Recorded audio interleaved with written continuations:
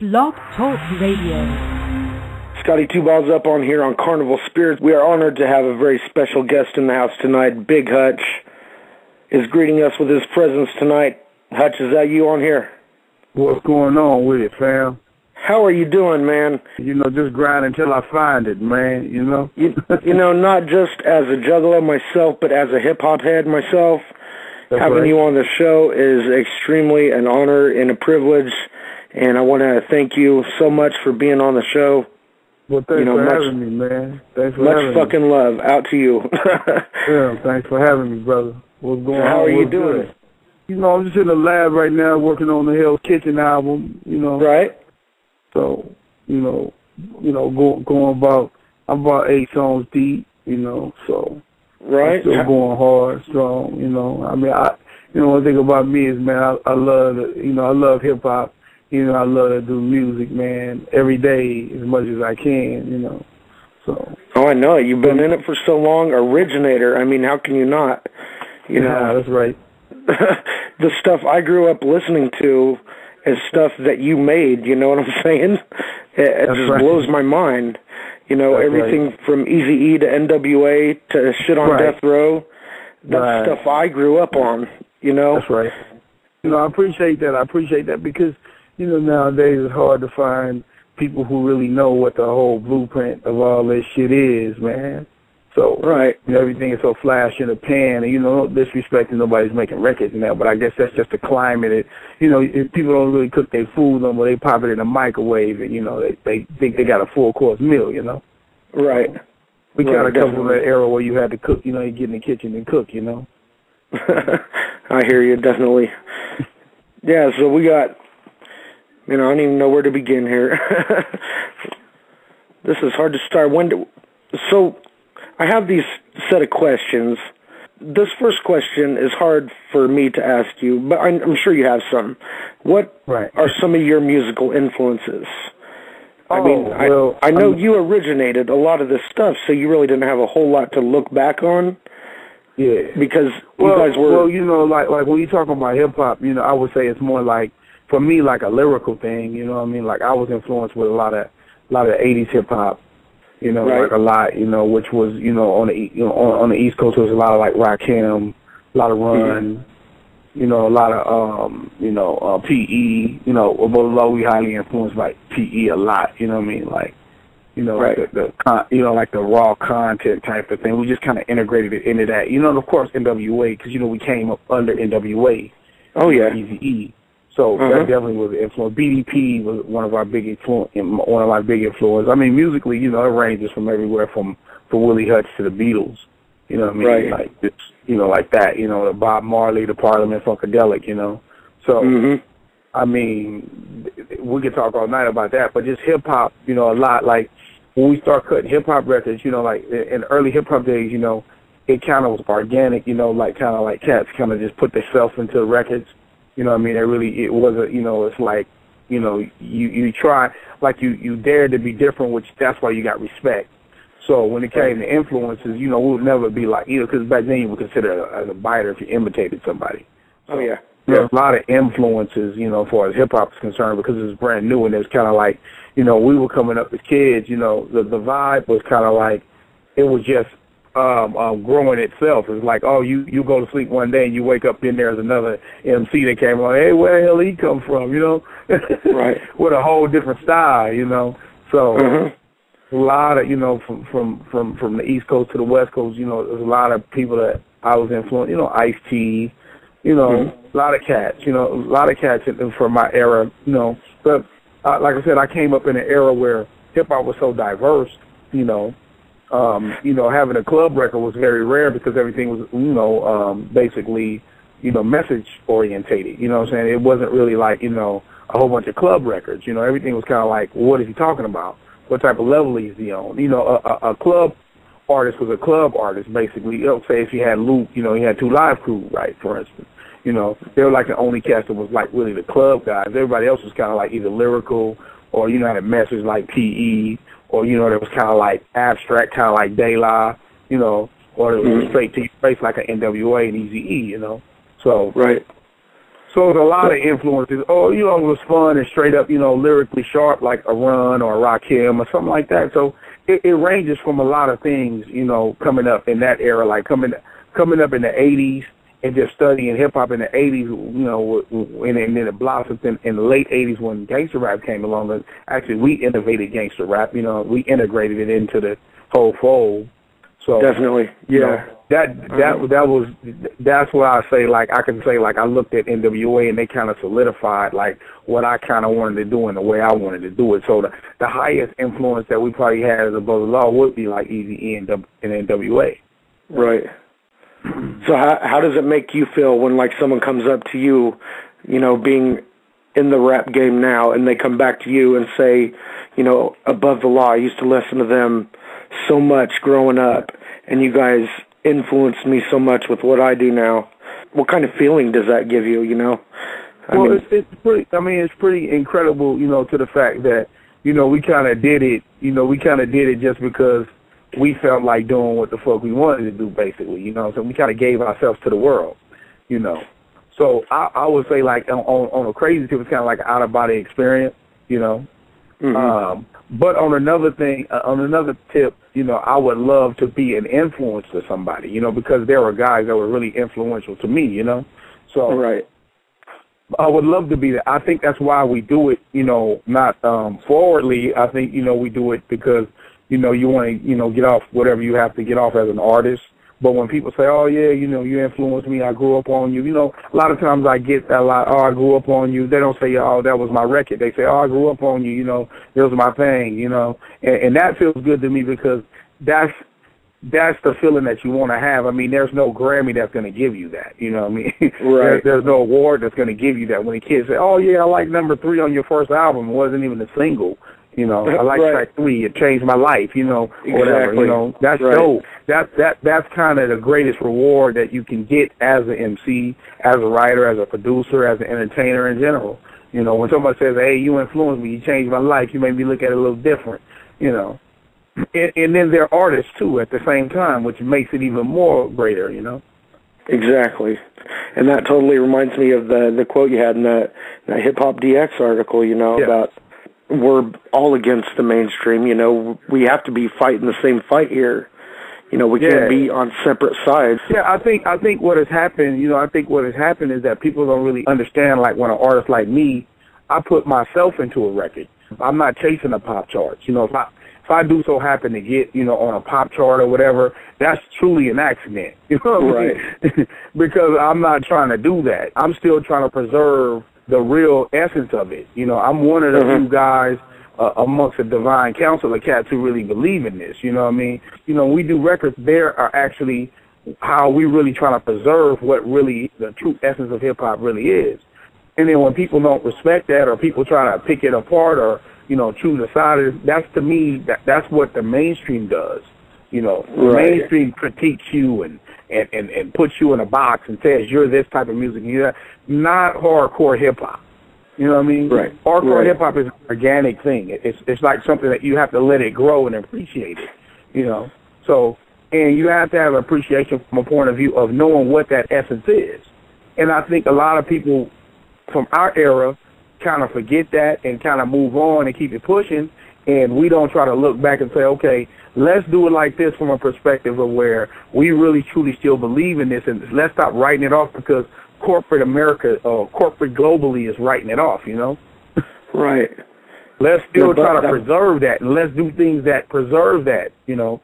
See, I love that you're doing that, and I love the fact that you did it with Psychopathic and The Only Solution, Absolutely. You know what I'm saying?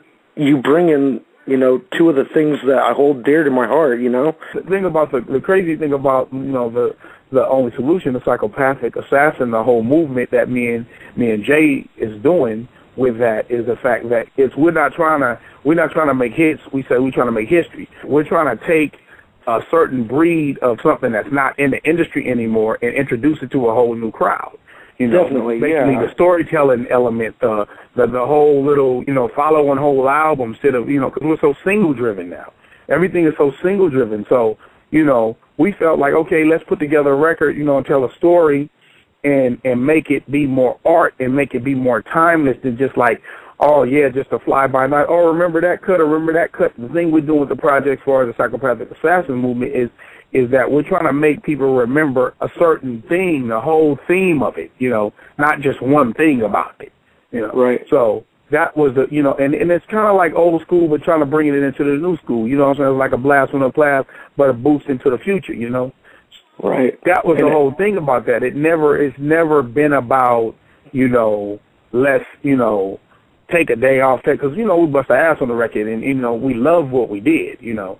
So, right. And the people that appreciate the record, we, you know, much love to all the juggalos and, you know, and all the people globally who dug The Only Solution. You know, and we're going to continue to, me and Jay going to continue to make records and do what we do, you know what I mean, because we believe in that, you know. Awesome.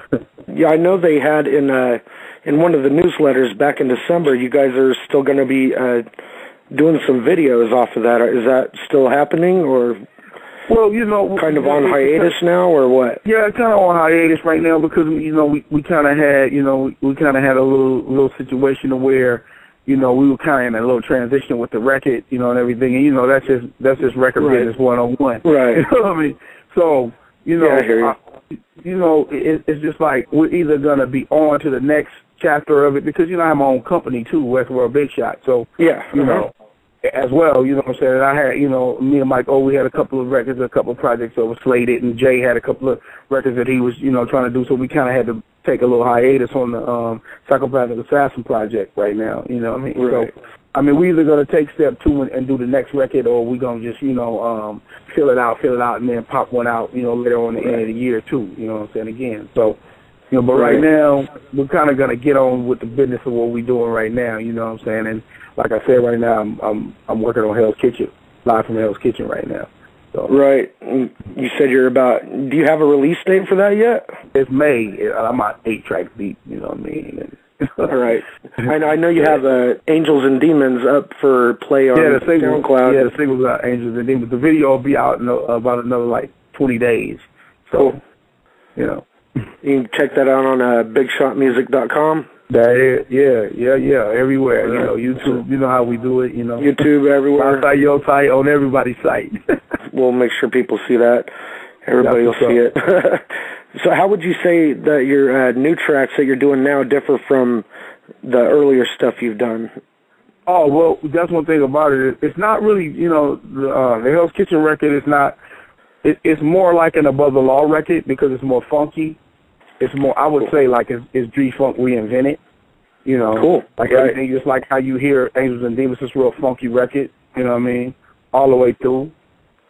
You know, kind of soulful, kind of hard edge. You know, I got a couple of crazy joints on there, like, you know, lyrically just, you know, off over the top, you know, just kind of like the Above the Law stuff is. Because what I wanted to do with the Live from Hell's Kitchen, it's 2-part. I'm the true definition of art. I wanted to make it more like, you know, hip hop, soul, funk, rhythm, blues, you know, that kind of thing. You know, whereas all the things that you always heard from Above the Law, but just, you know, now I can't do a record, you know, because Cam G, rest in peace. You know, I kind of put all my energy that I usually tentatively put in, and I'm producing the whole record myself. So it'll be just like an Above the Law record, you know. So, you know, a lot of my solo records are integrated. I have house producers that work with the label, and, you know, of course I did, you know, Psychopathic Assassin album, Core 7 record with Jay, with all the Psychopathic producers, you know, and the classic beats, you know, all the classic Hatchet beats. So, this record will be more like an authentic Above the Law record because it's me producing the whole thing like when I produce Above the Law. Cool. I got a lot of Above the Law questions. I had a lot of fans submitted Above the Law questions. Okay, that's all good. Do you plan on releasing, there was talk of Diary of a Drug Dealer? Yeah, well, no. I mean, because the thing about Diary of a Drug Dealer was the record that was coming out on Death Row. And, you know, with the new owners at Death Row, they still trying to, you know, decipher whether, you know, I can do a record with them or not. I really don't know. Right. You know, so, because that's a record that we were doing, which is actually, Diary of a Drug Dealer is like the Death Row record, and it's some of the Sex, Money, and Music record that we put out, I think Death Row maybe have like 6 or 7 songs, and then the rest I think is I'm trying to go back into my in my computer and see some of it's Sex, Money, and Music records too. So I don't know what, but it's like a combination of that. Like when we had left Death Row, some of the records were still stuck at Death Row, and then we did Sex, Money, and Music, and then I was incarcerated after that. That's kind of where Diary of a Drug Dealer went. We didn't use the topic Diary of a Drug Dealer because that's the record that we were going to do with Death Row. So in case we would have got any kind of contract disputes saying, well, you was going to put this record out with Death Row, then, so we just renamed it Sex, Money, and Music. Right. So, do you have any plans on possibly releasing final Above the Law album, if you have any, like KMG, Rest in Peace, posthumous raps that have never been released? The new album was called Victims of Global Politics, and, we plan on actually, it's crazy because of the week that KMG passed, we were going to the studio and pick all the songs out, because we've done like 30 songs for Victims of Global Politics, Oh, wow. And so now, when someone passes on and, in this business, then it's like recontracts and everybody want to renegotiate. So we're like in the middle of renegotiating another deal for Victims of Global Politics right now. And, it's, how it gets to families and, and oh, yeah. back and forth, and, it's the same thing, So hopefully we can settle that by this year and then hopefully have it out, because it's definitely a great piece of work. I mean, I've got probably about, I have enough music to put out 2 more Above the Law albums, really. Wow. Okay. Yeah, it's like close to 30 joints that we've done. We worked for about a year and a half, 2 years on Victims of Global Politics. So, and it's a lot of different producers. The only thing we did different on Victims of Global Politics for people to check for, we worked with a lot of different producers. Battle Cat produced on it, Chill from CMW produced on it, I produced on it, KMG, DJ Chaos, who else was on that? A couple of cats that I worked with over at Death Row came over and did some joints. I can't remember, younger cats, they were older cats now, but they were young at the time, but they done some stuff over there with me, So it's going to be, it's going to be definitely a crazy record, man. What I'm saying? Hopefully, like I said, we can get past this, legal bullshit, but that's the game. That's the game when it comes to money and, people, that you're dealing with. People got their hands, in your cookie jar, man. But, so y'all look out for that.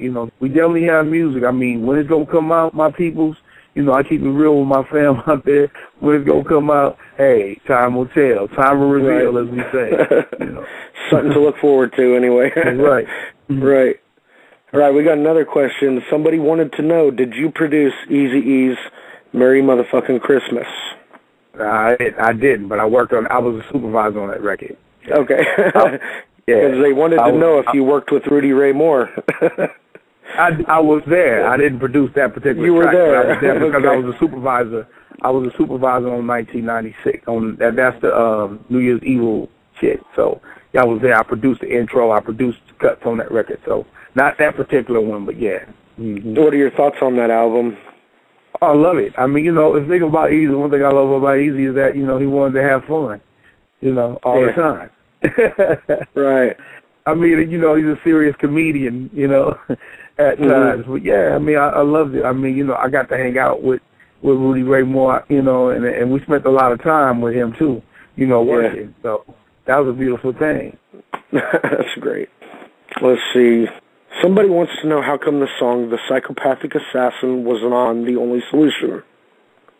Oh, well, actually, the crazy thing about that, when I was working on the album, I came in to Detroit to work on a promo thing. And Violent J said, well, why don't you just do this? Because it wasn't going to be like it is, how that is. It wasn't going to be like that. It just happened to be like, well, we want to do some promo stuff, just come up with something.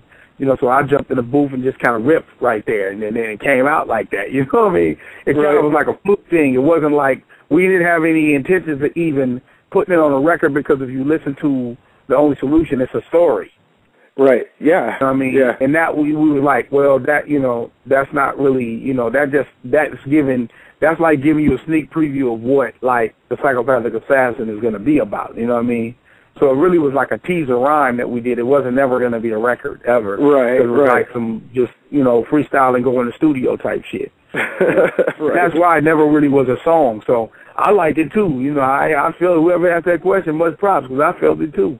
I wanted to, but when we put the records together, because, you know, we done the Psychopathic Assassin album chronologically.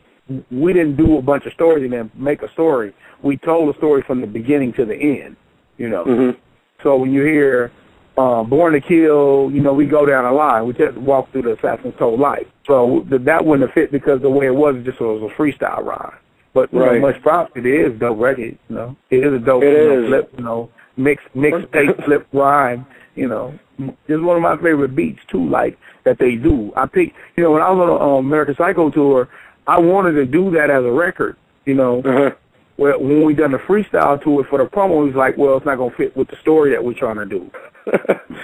Could have been like an iTunes bonus track or something. There you go. We should have done that. See, there you You know what I'm saying? we should have made it available somewhere, huh? Let me get back to my questions here. Go ahead. What prompted you into wanting to rap in the first place? What got you into it? Well, you know, I grew up being a musician, you know, so, and basically, like, you know, in the 80s, you know, that's the era that, you know, like the early 80s was like when bands were out and all that, right? Like, we were in high school, and in the late 80s, that's when hip-hop just took over.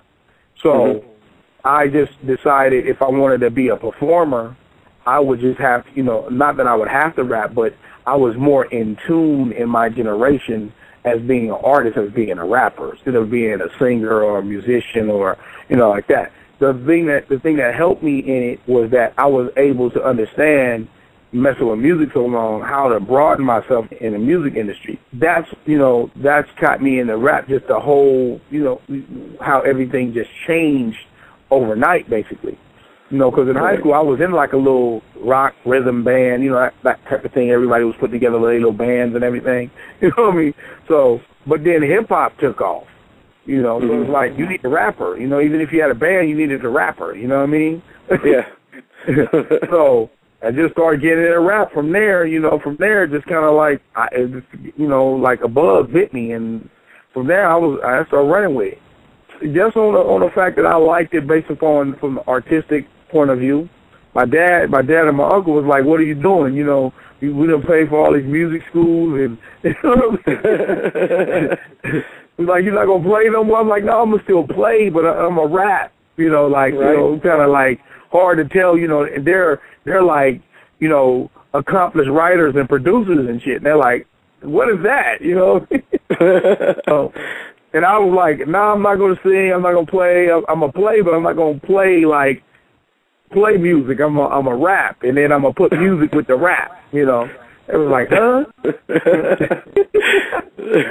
Until I met Eazy-E and made a hip hop record. You know what I mean? So it was like, okay, cool. It'll make money. You know, so yeah. So did you ever record any tracks with Willie? You know, I recorded this one group. I used to have a band in high school called Enticement, and we recorded a record with him at his, I don't even know where it's at. I mean, it's like probably an 8-track cassette or whatever that. But yeah, we were recorded for when I was in the 9th grade. I recorded a little groove track with me, him, a couple of my band members playing on this record together. Real funky little. But actually, it's funny because I got a gig in high school from that demo. I don't know where it's at right now, homie, but I got a gig in high school from that demo, but he's playing on it with us, you know. Nice. And my dad, they playing with our band, you know, we had a little band, you know. That was in high school, everybody had their little bands and all that shit. That's cool. All right, here's a tough one here. What is your favorite album of all time? Oh. Wow. Album. What was a lot of them? Let me see. If you had to pick one. Let me see. That of me that I did? Of anything. Of anything. Wow. Any album. Anybody. Beavers. My favorite album is King of Rock album by Run DMC. By Run DMC? Yeah, King of Rock. King of Rock, okay. Yeah. Right on. Yeah, that's the one record that I just had to have when I was hella young, you know. You know, like, regardless, you know, and I used to buy a lot of records, but, you know, I was a big Run DMC fan, and that was a record that I had to have. That was a save up your lunch money record, you know. Right. You know, so, yeah, no doubt. I mean, you know, I've been, the thing about it, you know, I don't know how the range of your listeners is, but I've been doing this for a long time, you know, and I don't take that as a bad thing because I've lost a lot of friends. You know, I've worked with everybody from Tupac to Snoop Dogg to, you know, Glasses Malone, you know. So right. At the end of the day, I'm going to tell it to you real, you know what I mean? You know, I'm not going to just say the politically, oh, yeah, it was all eyes on me by Tupac. No, it wasn't. You know what I mean? He was my great friend of mine, but I'm going to say this is how long I've been doing it. I'm so OG in the game that, you know, I bought King of Rock on wax. You know what I mean? So you tell me what year that is.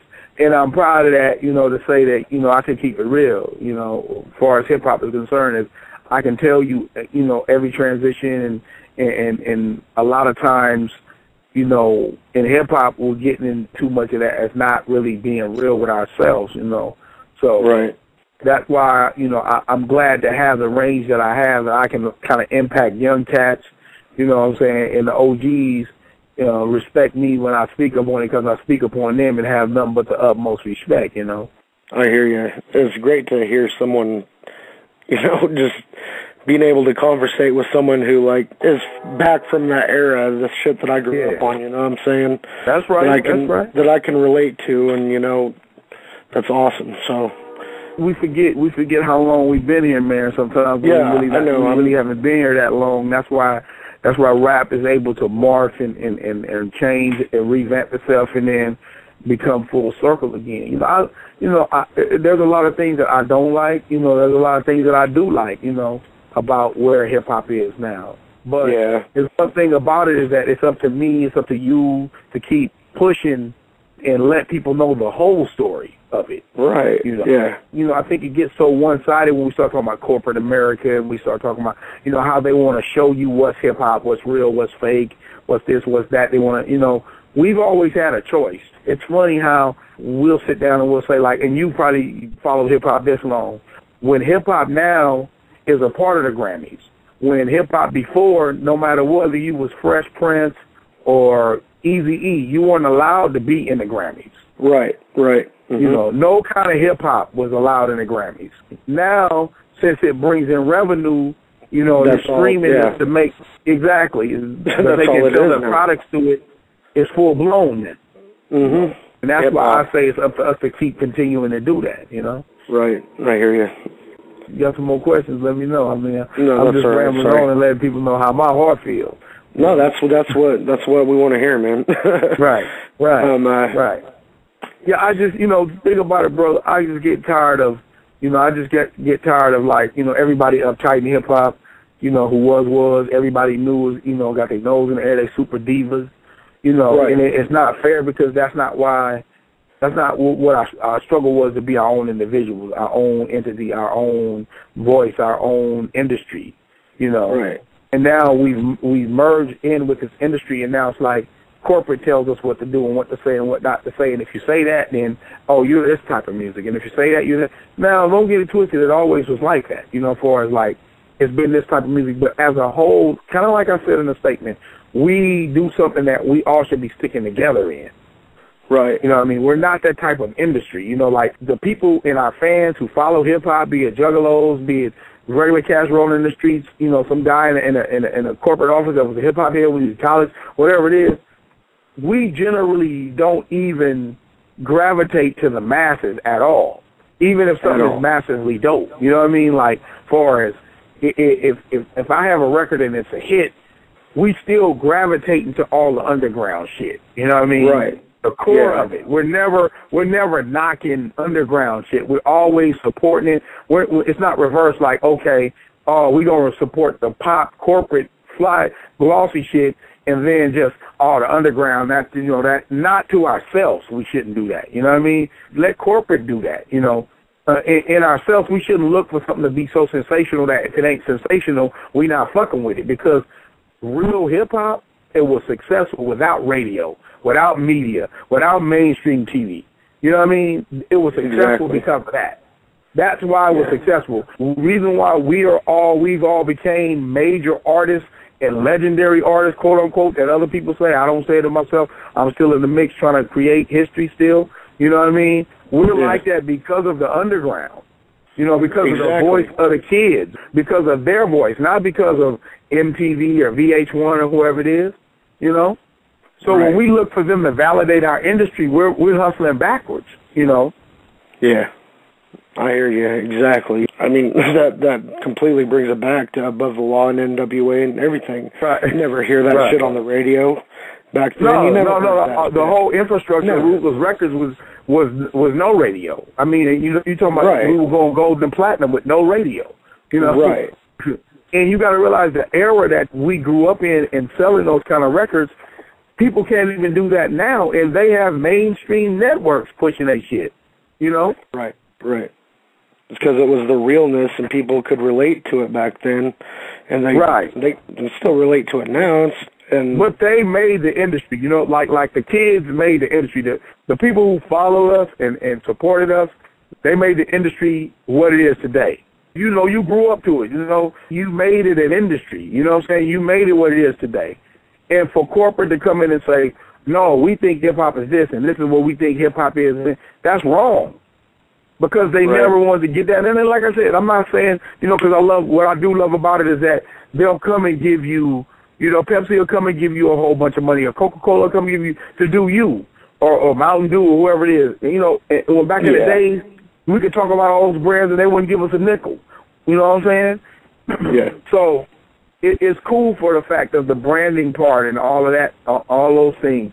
But when it comes to them dictating what we are and what we should say and how we should say it, that's wrong. Because it's always been the voice of the people in the streets. It's always been the voice of that. And that's why that's gone, because I believe the fans don't say, and people get up and they blog and they talk about stuff, but a lot of times, 80% of the time when you hear those things, it's really about nothing. It's not about how let's restore hip-hop. It's not about, I'm talking from the people's point of view. It's all, he this, he that. Such and such got socked in the eye. Or such and such got a knife in his, in his ass. You know what I mean? It's not about what we was talking about. Like, fuck the system, fuck the game, fuck this, fuck all that. You know what I mean? Fuck all the lies and the bullshit that's going on. That's what we were talking about. And we didn't have a computer to say anything. Yeah. Nowadays, it's close. Like people are worried about the wrong shit, but you listen to the same music. But, okay, I'm going to say I don't like the snare. And that doesn't mean shit. Listen to what a person is talking about. What do you got to say about what he's saying? What do you got to, oh, yeah, I like the beat, but he's not talking about shit. Oh, I like this, but you know what I'm saying?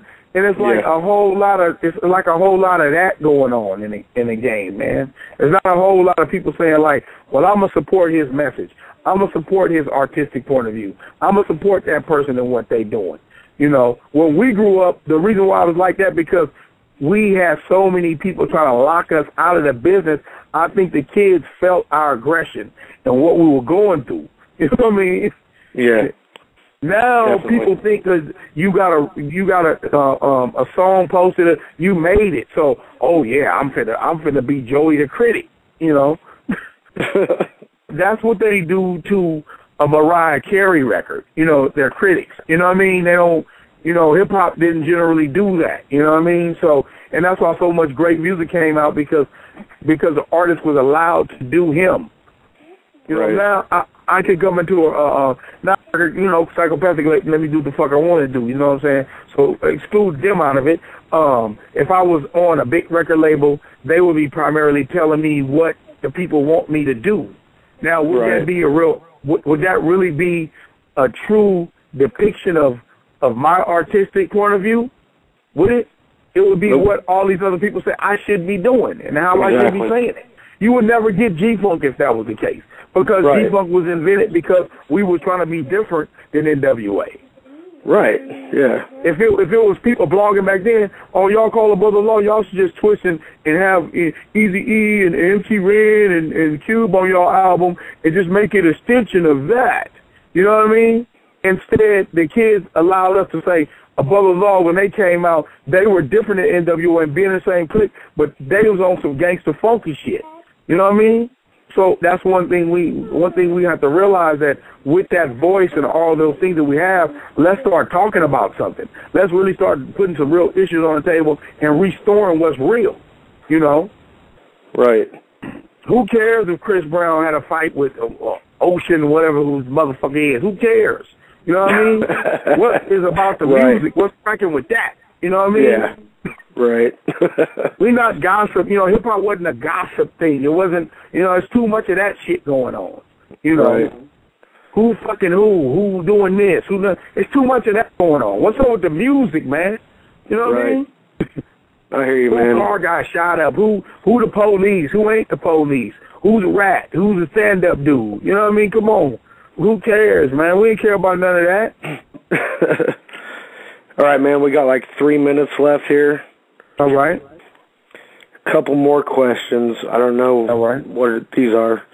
Bushwick Bill wanted me to ask you something.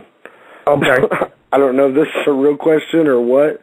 He wanted me to ask you what he was doing there at Cypher 4.